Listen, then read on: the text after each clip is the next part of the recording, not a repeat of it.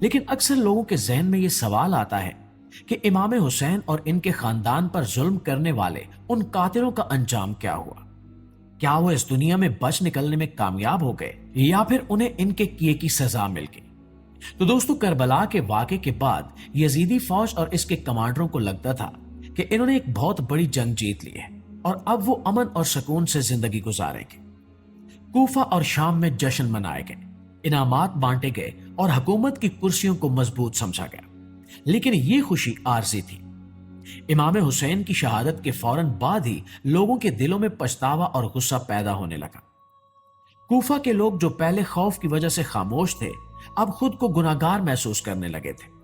اس غصے اور پچھتاوے نے جلدی ایک ایسی تحریک کی شکل اختیار کر لی جس کا مقصد صرف اور صرف امام حسین کے قاتلوں سے بدلہ لینا تھا۔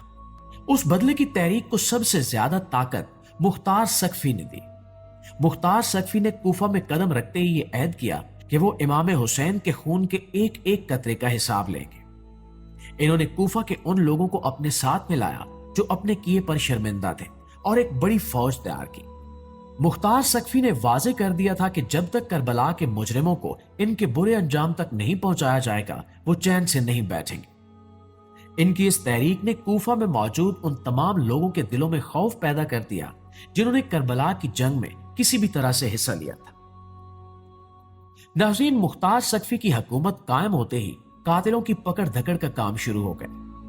کوفہ کے گلی کوچوں میں ایسے لوگوں کو ڈھونڈا جانے لگا جو کربلا کے میدان میں موجود تھے۔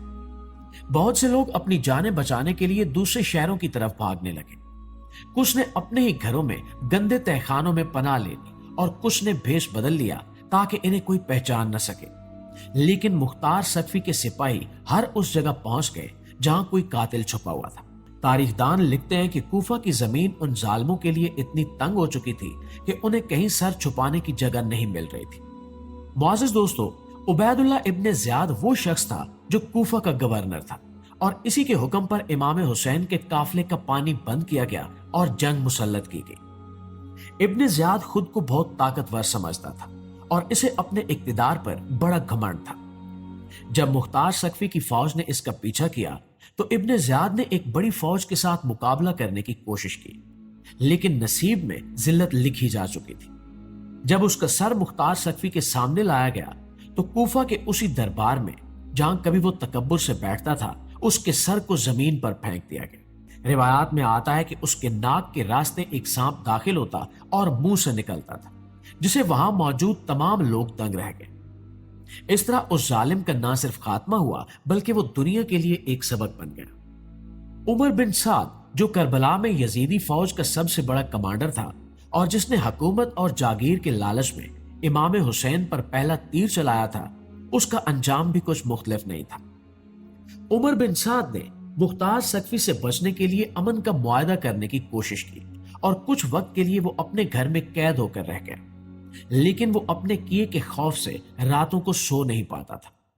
بالآخر مختار سقفی کے سپاہی اس کے گھر داخل ہوئے اور اسے وہیں قتل کر دیا گیا۔ اس کا سر بھی کاٹ کر دربار میں لایا گیا اور اس کے بیٹے کو بھی، جو اپنے